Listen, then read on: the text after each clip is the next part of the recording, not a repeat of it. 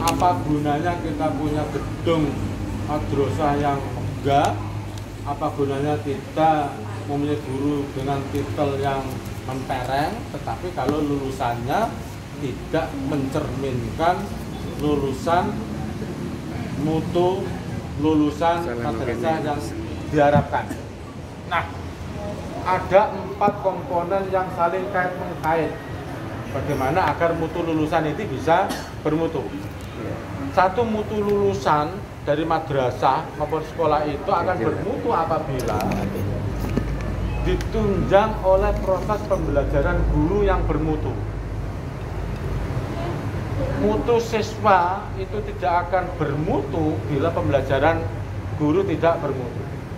Maka yang perlu kita perbaiki adalah bagaimana proses pembelajaran guru agar bermutu, dimulai dari perencanaan pembelajarannya, pelaksanaan pembelajarannya, rencana dan pelaksanaan asesmennya.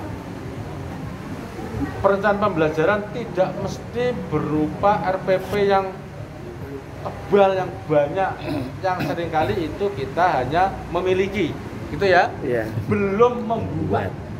Yang penting guru itu membuat.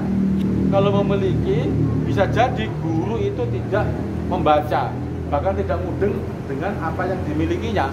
Betul betul? Betul.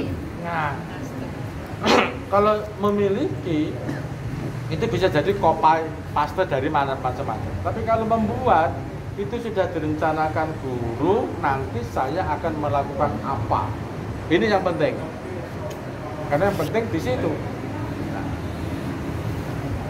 tetapi perencanaan pembelajaran saya maksud tidak untuk membebani guru, waktunya tersita, tenaganya habis untuk membuat tulisan-tulisan yang kadang tidak bermutu. Bermutu dalam praktek ya. Kalau bermutu dalam tulisan dan dokumen, ya barangkali. Itu untuk kepentingan kalau akreditasi, kalau untuk penilaian yang lain-lain. Tapi untuk sehari-harinya, buat yang simpel saja. Maka tadi saya sampaikan Pak Ismail dan barangkali sudah besar ya, kita bisa belajar bersama. Yang penting apa aktivitas guru pada hari itu. Aktivitasnya apa? Nanti saya akan minta anak untuk membaca ini. Nanti saya minta anak untuk mengamati ini. Saya minta anak untuk merasakan ini. Ada literasinya. Literasi baca itu tidak mesti membaca buku ya. Bisa jadi membaca gambar, membaca infografis, membaca data, membaca apa? Grafik. Tentang itu grafik ini ya. Bisa juga membaca keadaan, membaca situasi yang ada. Itu literasi itu. Maka suatu ketika saya minta, kemarin kemudian saya, mohon maaf, saya visitasi akreditasi. Itu saya masuk kelas secara sampling, tadi saya sampaikan juga. Saya tanya pada anak kelas 1, yang sudah disiapkan adalah untuk pembelajaran guru kelas 3 dan guru kelas 4. Ya, untuk kelas rendah dan kelas atas. Saya kok ada yang menarik kelas 1 itu, saya masuk. Saya tanya, anak-anak, Assalamualaikum, sudah semua. Bagaimana kabar hari ini? Siapa yang sudah makan? Siapa yang semangat? Saya. Dengan riang gembiranya, dengan senangnya anak-anak di sini. Saya tanya coba, teman-teman di sini, anak kelas 1 yang hebat-hebat, siapa yang tahu tentang virus corona? Saya, semua bisa. Tanpa direkayasa oleh gurunya. Saya kan masuk sembarang tadi ya. Siapa yang bisa menceritakan apa akibat dari sakit corona? Saya separuh anak mengangkat tangan. Saya coba mas siapa ini? Coba ceritakan. Corona ini penyakit yang bahaya itu Pak. Lalu gimana? Kemarin saya tidak sekolah, tidak ketemu teman-teman, padahal saya sudah kangen. Dia bisa menceritakan, mengungkapkan apa yang ada di dalam pikirannya. Anak kelas 1 itu bisa mengungkap begitu, kalau tidak dibiasakan guru tidak bisa loh. Benar nggak? Nah, itu akan berimbas kepada kelas selanjutnya sampai kelas 6. Kalau sudah dibiasakan dari kelas 1, mereka terbiasa untuk bisa mengemukakan bahasa reseptif maupun bahasa ekspresifnya. Itu dimulai. Maka bagaimana pembelajaran guru dimulai dari pengelolaan kelasnya.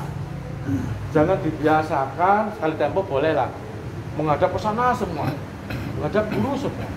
Menghadap guru semua itu kan guru yang aktif ini. Padahal diminta itu kan siswa yang aktif.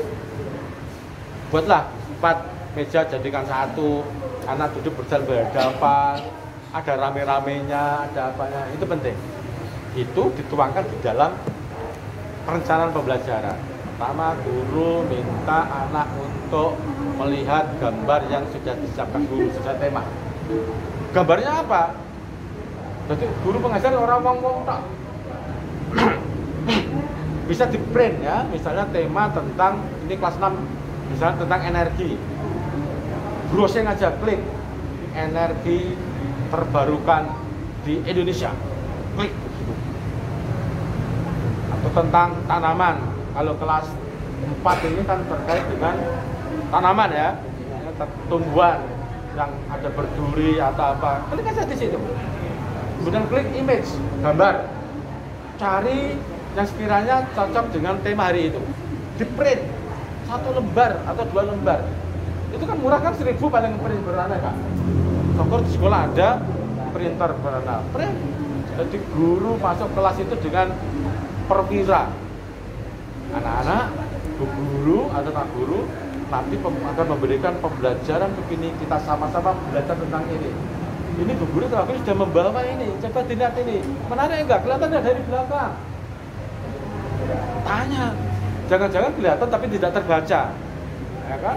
Kalau tidak terbaca, guru bilang, ya tempelkan di depan, nanti anak-anak secara kelompok maju untuk melihat, catat apa yang ada di situ kira-kira menurut pendapat kalian. Cara berkelompok ya, satu kelompok maju, gantian. Wah ada rame-ramenya, asik ada rame-ramenya. Dibanding anak-anak itu diam, astana sedeku, mulutnya dikunci, itu jangan ya. Ada rame-ramenya, tapi rame-rame itu dalam arti moving dalam pembelajaran. Biasakan anak untuk berkolaborasi. Setelah berliterasi, ada orientasi dari guru, kolaborasi itu dengan ada diskusi di situ. Masing-masing kelompok nanti ada presentasi. Apapun presentasi anak, beri apresiasi, tepuk tangan, macam-macam begitu. Hasilnya nanti ditempelkan. Ada permainan saling kunjung. Kita lihat di sini kelompok ini ada komentar. Biasanya kan begitu. Ya, itu namanya untuk menerapkan kompetensi abad 21.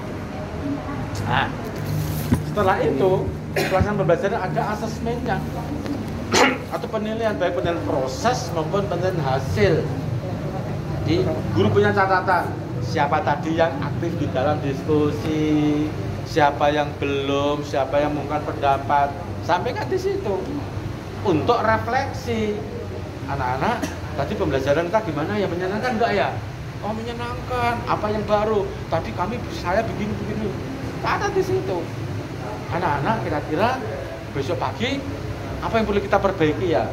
Anak-anak mengharapkan apa ya? Tanya pada anak-anak, jangan merasa guru paling pintar. Gitu ya? Karena di situ ada refleksinya.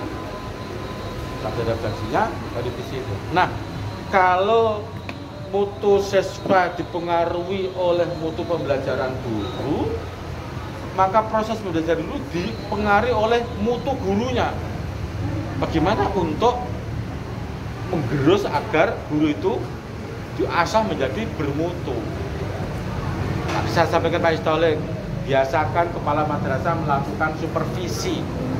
Supervisi tidak mesti menginvestigasi mana administrasimu, jangan. Buat guru itu nyaman.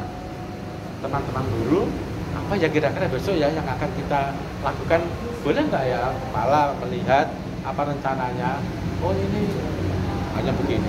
Bagaimana kalau nanti ditambah ada media stimulusnya? Wah sulit.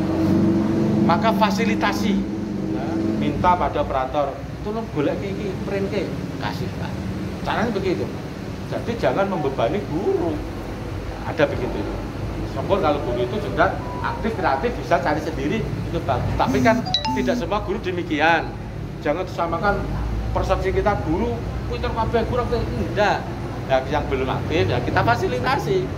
Maka tadi saya katakan sama Pak Istorik dan Pak Jamil, gunakan kata-kata yang pakai yuk kita begini ya. Itu kan di hati nyes ya.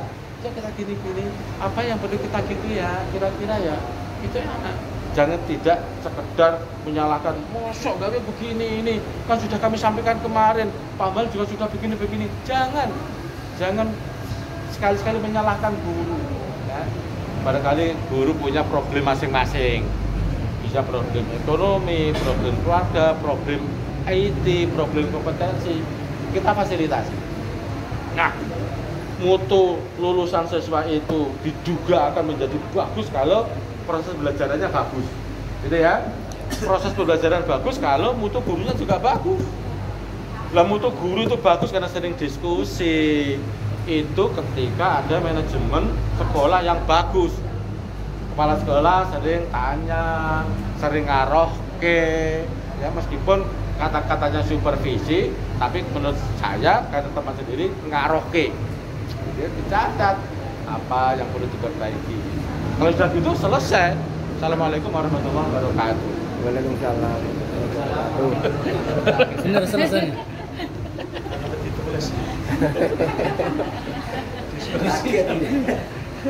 Secara umum kan sudah ada di tadi ya di sertifikat. Iya. Alhamdulillah.